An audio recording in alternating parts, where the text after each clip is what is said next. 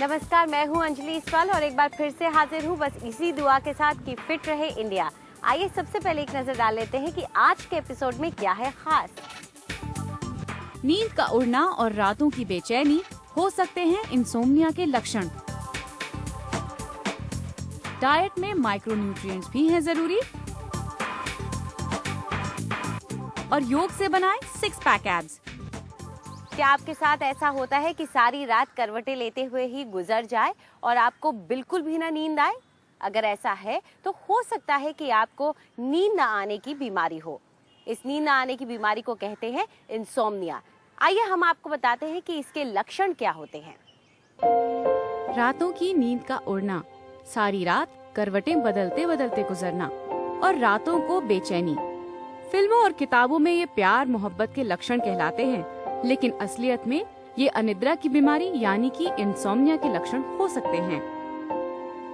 और ये कितनी बड़ी परेशानी बन सकती है, ये जानिए 50 साल की सुरेंद्र कौर से। सुरेंद्र को 2 साल पहले अचानक से ही नींद न आने की बीमारी ने जकड़ लिया। उन्हें रातों को नींद नहीं आती, सारा दिन मन उखड़ा उखड़ा रहता है, किसी भी काम में मन नहीं लगता। मैं सारा दिन लेटी रहती थी, मैं सोचती किसी को बात मत करे, मुझे अकेला छोड़ दे, मेरे रूम में कोई आए ना, कोई मुझे पसंद ही नहीं था उस टाइम। बस तो मुझे अकेले छोड़ दे और मैं बेड पे लेटी रहूं, किसी से बात ना करूं, मेरे से कोई बात ही ना करे। फिर डॉक्टर ने सुरेंद्र को बताया कि उन्हें डिप्रेशन है और इसका नतीजा ही है इंसोम्निया। इंसोम्निया में मरीज को सोने में तो दिक्कत होती ही है, अगर सो भी जाए तो बार बार नींद टूटती है। शुरुआत में ये कभी कभार ही होता है, लेकिन बाद में ये आदत बन जाती है। सही तरीके से नींद नहीं आती तो बॉडी में कई प्रॉब्लम्स हो जाती हैं। कईयों लोगों को डिप्रेशन आ जाता है, कईयों को एंग्जाइटी डिसऑर्डर्स हो जाते हैं, कईयों को डायबिटीज़ हो जाती है, कईयों का ब्लड प्रेशर बढ़ जाता है, कईयों का हार्ट प्रॉब्लम हो जाती है और कुछ इम्यूनिटी रिलेटेड भी प्रॉब्लम्स हैं जो कि बढ़ जाती हैं। सिर्फ रातों को ही नींद न आना ही इंसोम्निया के लक्षण नहीं है। दिन में भी अगर आप में कुछ लक्षण दिखें तो सजग हो जाएं।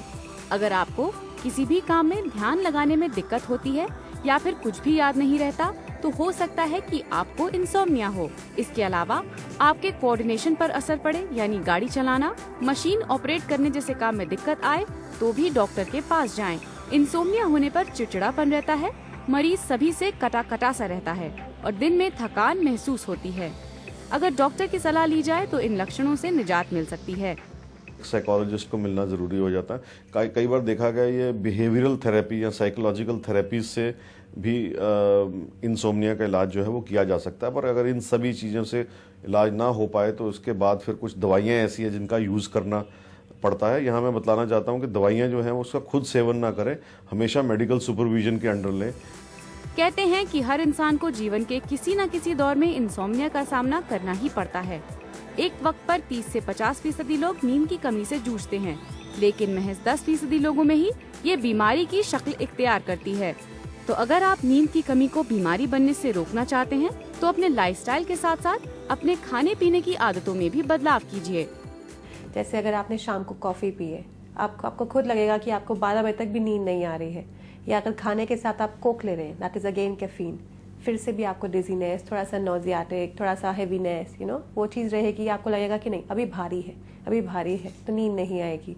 प्लस कोई भी हैवी फ्राइड सैचुरेटेड फैट अगर लेंगे, या आपने बाहर से खाना खाया है, नान या तंदूरी रोटी के साथ भी कोई हैवी सब्जी ली है, या चाइनीज़ रात को खाया है, that is high in sodium, high sugary लिया है, कुछ भी ज़्यादा मीठा पिया है या आपने खाया है, उन सब चीज़ों की वजह से हो सकता है कि आपको ठीक से नींद ना आए।